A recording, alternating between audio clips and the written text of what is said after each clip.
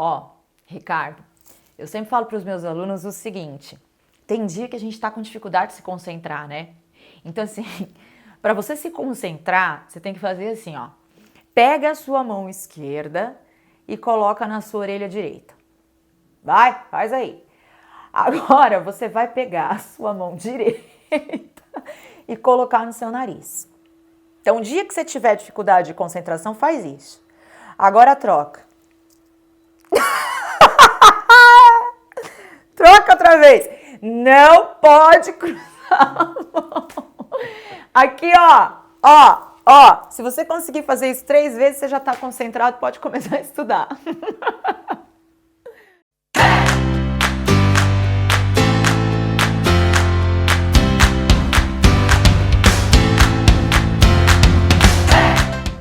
Fala, galera guerreira! Tudo bem com vocês?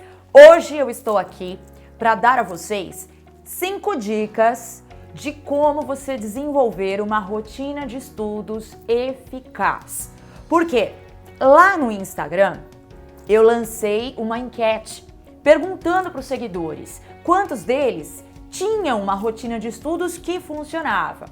E para minha surpresa, o que aconteceu? Mais de 70%, 80% dos seguidores disseram não ter uma rotina de estudos eficaz. E como professora que sou já há 17 anos, a maior queixa dos meus alunos em sala de aula é que eles não têm tempo de estudar, não conseguem desenvolver uma rotina de estudos eficaz, se atrapalham, enfim.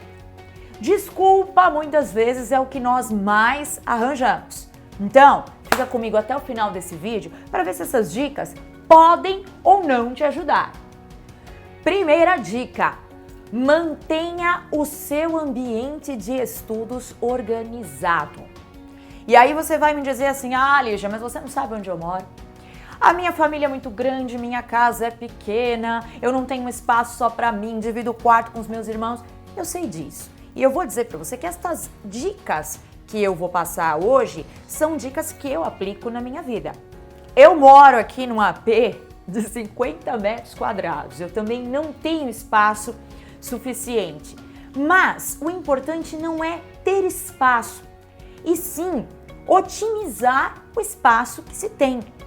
Manter esse ambiente organizado é o que vai te ajudar. Então, assim, uma dica que eu aplico. Se você tem que estudar na mesa da cozinha, na mesa da sala de jantar, igual eu, ou no teu quarto em cima da sua cama, você pode comprar aquelas caixas plásticas, ok? Inclusive eu utilizo uma aí na forma de um gavetão, que cabe debaixo da cama, cabe em qualquer cantinho sem atrapalhar as pessoas. E ali dentro dessa caixa você deixa organizados os seus materiais.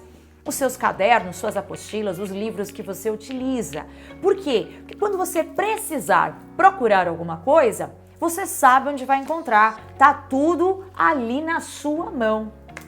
Segunda dica: preferencialmente reserve um tempo para estudar todos os dias.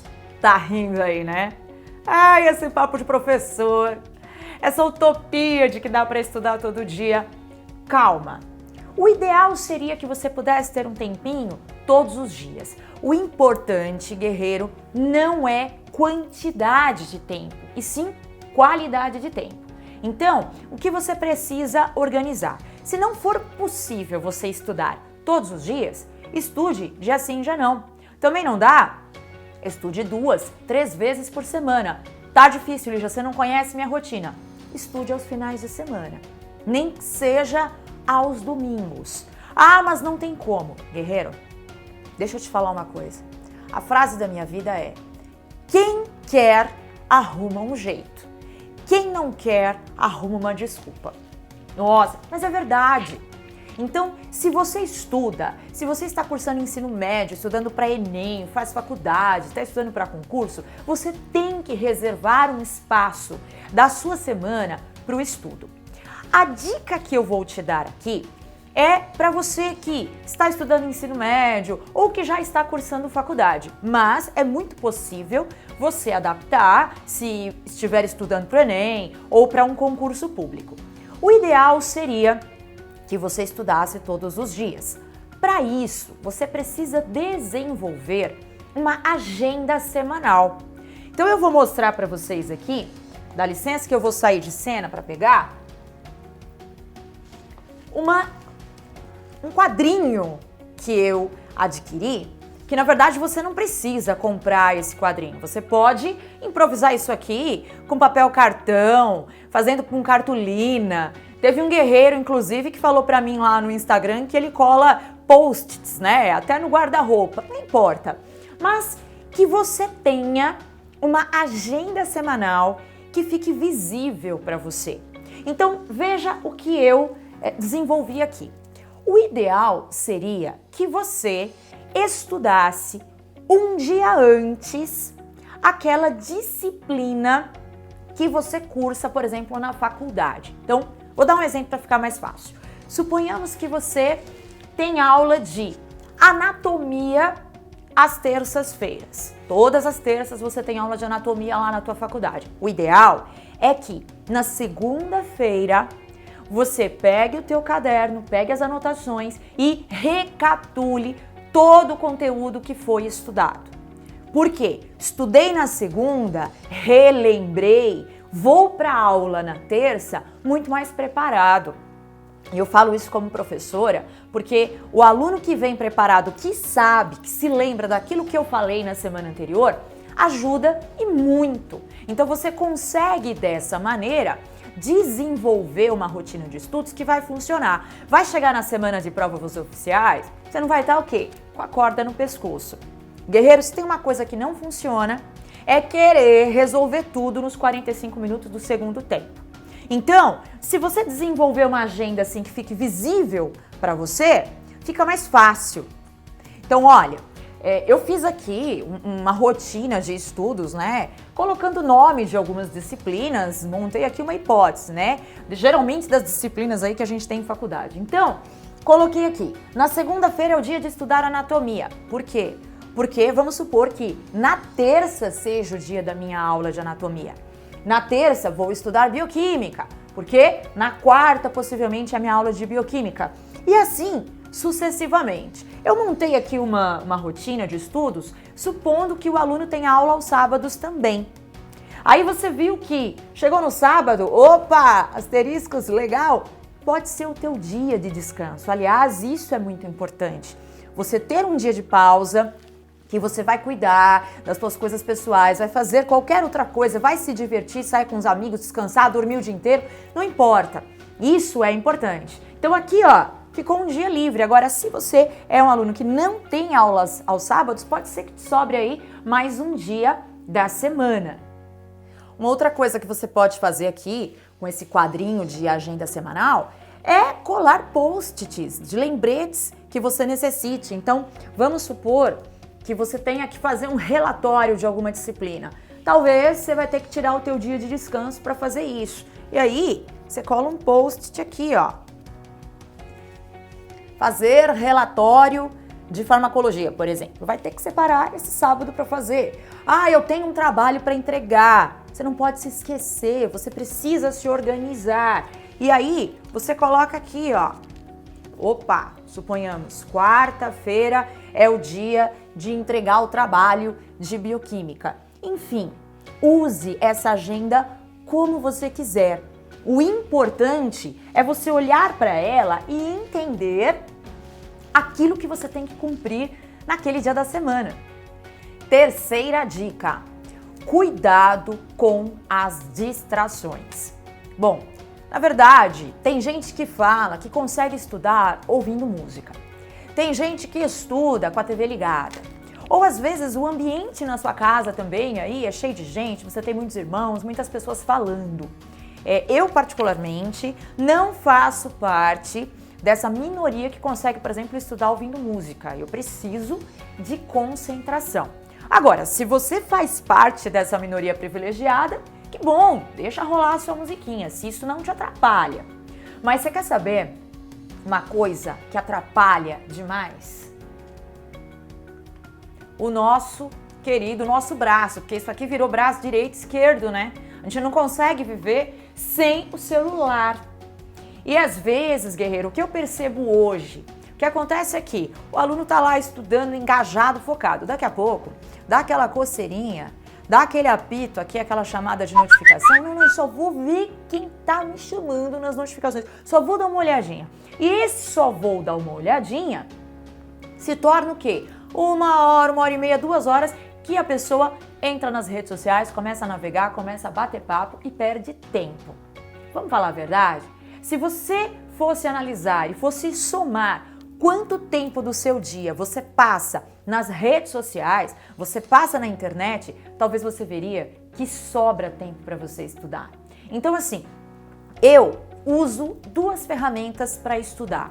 Eu uso o meu celular e eu uso o notebook. Isso para mim é muito importante. Estar com o meu notebook, com o meu celular para fazer as pesquisas que eu preciso. Mas deixa eu dar uma dica para você. Se você sabe que o teu ponto fraco é o celularzinho do seu lado, apitando, chamando nas notificações e você sabe que vai pegar esse celular, não vai resistir, então eu sugiro que você faça o quê? Coloque esse celular no silencioso, guarda ele, deixa ele longe de você, certo? Por esse tempo, para você não cair na tentação de entrar na rede social. Na verdade, você vai me dizer assim, ué, mas com o notebook eu também posso. Mas às vezes acaba sendo mais difícil. Eu uso o notebook porque eu assisto videoaulas, eu entro nos navegadores, eu pesquiso artigos, enfim, eu uso para isso. O celular eu acho que é uma via muito mais rápida e te prende muito mais facilmente, né? Então, fica a dica, guarda esse celular, desaparece com ele por um tempo, para que você possa estar verdadeiramente focado nos seus estudos. Pessoal, sabe uma coisa que eu costumo fazer também para evitar distrações? Quando eu percebo que eu estou agitada, minha mente está agitada e eu tenho dificuldade de me concentrar, eu começo a estudar em voz alta. Aliás, eu faço muito isso, é uma prática que eu tenho, de ler em voz alta. Por quê? Quando eu leio, eu estou ouvindo a minha própria voz. E eu acho que isso me ajuda a me manter concentrada.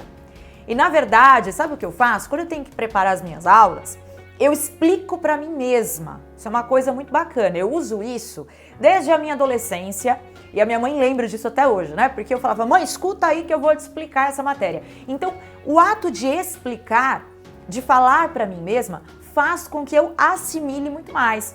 Tenta fazer isso aí, fica aí falando sozinho o seu conteúdo, que você vai ver como é muito mais fácil de assimilar. 4ª dica, não abra mão do bom e velho papel e caneta. Pessoal, eu sou professora, vocês sabem, e o que eu costumo ver em sala de aula é muito engraçado. Existem aulas que eu uso muito a lousa, né? Eu uso muito quadro negro. E monto os meus esquemas, faço as explicações, rabisco o quadro e eu dou um tempo muitas vezes para que meus alunos copiem. E o que eu vejo acontecer nessa hora? O aluno muito esperto pega o celular dele e faz o quê? Pá, pá, fotografa a lousa. E aí eu dou risada com isso, né? Eu falo, eu tive todo esse trabalho para colocar o esquema na lousa e você vem aqui e fotografa. Enfim. Ainda bem que a tecnologia está ao nosso favor, mas eu duvido que todos os alunos conseguem realmente aproveitar essas fotos que eles tiram durante a aula. Essas fotos acabam ficando perdidas lá no seu celular e muitas vezes você não se organiza para estudar. Pessoal, não tem jeito. O bom e velho papel e canetinho, seu caderno e as suas anotações são preciosos. Adquira o hábito de anotar em sala de aula. Quando você anota, escreve com as suas palavras, isso, além de te ajudar a assimilar, na hora que você tem que estudar para uma prova, ajuda e muito. Você vai se lembrar daquele exemplo anotado que o professor deu e isso contribui muito para você realmente fixar aquele aprendizado. Vocês sabem que existe uma sequência que os professores que dão aulas de línguas, dão aulas de inglês, eles usam muito. Eles dizem que a sequência perfeita para o bom aprendizado é ouvir, falar, ler e escrever. Ouvir falar, ler e escrever. Guerreiro, primeira coisa que você precisa pensar é que se você não tem tempo para estudar, você precisa aproveitar e muito a hora da aula. Então, na hora da aula, por mais que você esteja cansado de um longo dia de trabalho, por mais que você seja tentado a ir lá no bar do outro lado da rua curtir com seus amigos, na verdade, aquele tempo tem que ser dedicado ao máximo, já que você não vai conseguir se dedicar lá na sua casa. Então, durante a aula, eu aplico isso, eu sei que eles usam muito para o estudo de línguas, mas isso se aplica em outras disciplinas. Por quê? Durante a aula, o que você tem que fazer? Ouvir o seu professor falar. Você pode também falar. É a hora que você vai tirar dúvidas, que você vai debater. Então, na verdade, eu acho que a aula que funciona é aquela aula interativa, que o professor coloca o aluno ali para participar. Então, você vai ouvir o professor, você vai falar, você vai ler, porque o professor ele vai colocar informações no quadro, através de recursos audiovisuais. E você vai o quê? Escrever, anotar. Tente fazer isso que você vai ver a diferença. Quinta e última dica: seja autodidata. Como assim? Autodidata é para quem tem QI elevado. Não! Hoje é muito possível que você seja autodidata. Por quê? Porque nós temos um acesso facilitado à informação. Então, o que você precisa entender, guerreiro? Você precisa ser ativo no processo de aprendizagem. Então, hoje você consegue acessar videoaulas no YouTube, entendeu?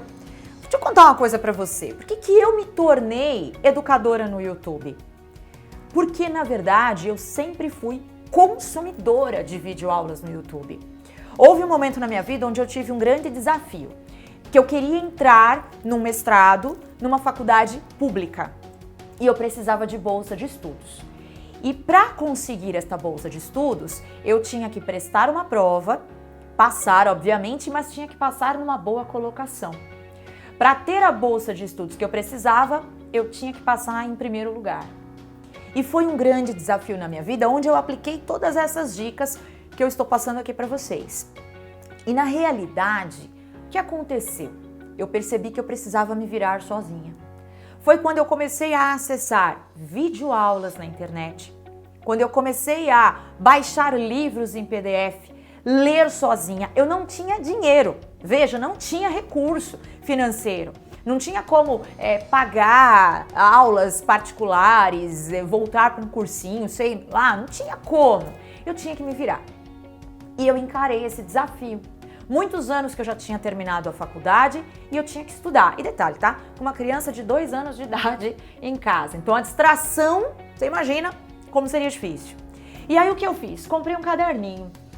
E esse caderninho que eu guardo hoje com muito carinho. Eu falei que eu vou mostrar isso pra Luísa quando ela crescer. Por quê?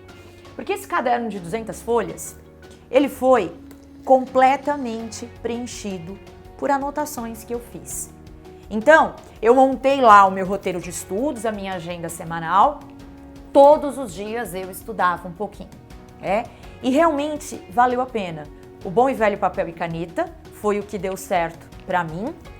Evitar estas distrações, desenvolver uma rotina de estudos, aplicar essas dicas que eu tô passando aqui. Graças a Deus deu certo.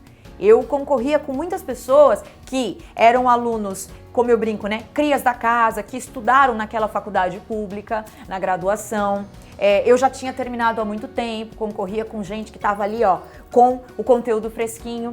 E graças a Deus, e eu sei que eu tive que me empenhar, eu tive que ser ativa nesse processo, eu consegui passar em primeiro lugar e garantir essa bolsa de estudos. Então, isso aqui que eu tô falando para vocês não é algo que eu criei, não, eu aplico de verdade na minha vida. E percebi o quanto a gente consegue aprender sozinho. E olha, eu tenho certeza que já aconteceu com você como aluno, porque já aconteceu comigo. Você vai para a faculdade, está cansado, assiste aquela aula, 4 aulas daquela disciplina super difícil, aquele professor falando lá na frente, blá blá blá blá blá blá blá blá blá, ticaracateca, e você não consegue assimilar, você não consegue entender aonde aquele professor quer chegar, aonde ele quer te levar, sabe? E aí, o mais desesperador é que você dá aquela olhadinha para os lados, assim, para os seus amigos, e você vê todo mundo compenetrado, com aquela cara como se estivesse entendendo tudo. E a verdade é que tá todo mundo no mesmo barco e ninguém tá entendendo nada. Infelizmente a gente sabe que acontece isso. Tem professor que vai, anda com você, te leva lá na esquina, te larga lá na esquina e volta e você fica lá perdido no citoplasma, tentando entender.